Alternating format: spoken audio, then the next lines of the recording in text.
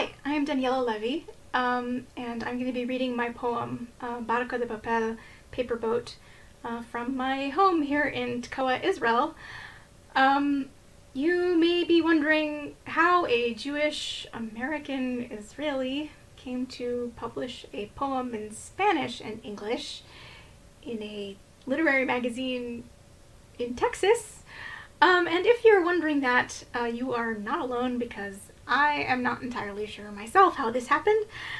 I don't actually really speak Spanish. I kind of taught myself a little bit in the process of researching for my recent novel, By Light of Hidden Candles, which is set partially in Spain, partially in modern Spain, partially in 15th century Spain, so also part of the research that I needed to do was in Spanish, and some of the characters are Spanish. And I had the opportunity also to read some Spanish poetry. And what happened was I wrote this poem originally in English, and just something about the cadence and the simplicity of it, the imagery of it, it just reminded me of the Spanish poetry that I had read, and I just felt like it needed to be in Spanish. So I painstakingly translated it, and then ran it by a native speaker to make sure it was okay.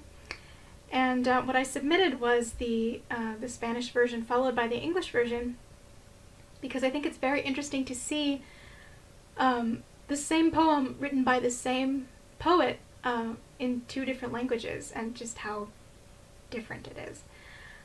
This poem is very dear to me. It has a lot of significance for me, and I actually have a paper boat I made and wrote the Spanish version of the poem on it, which I keep here next to my computer on my desk. So I'm gonna read it to you. Te liberé, un barco de papel a la deriva en el mar. Me quedé en la tempestad y te vi alejarte en las olas suaves.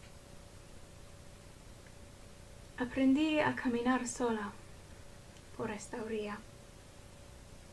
Aprendí a dejar de buscar en el horizonte. Pero volviste a la orilla. Aterrizaste por mis pies.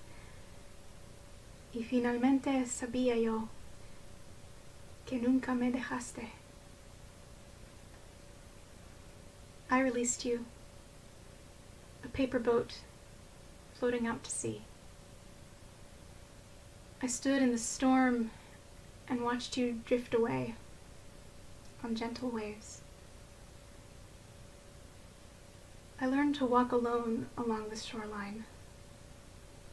I learned to stop watching the horizon. But you returned to shore. You landed at my feet.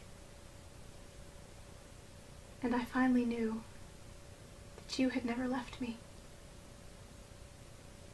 Thank you.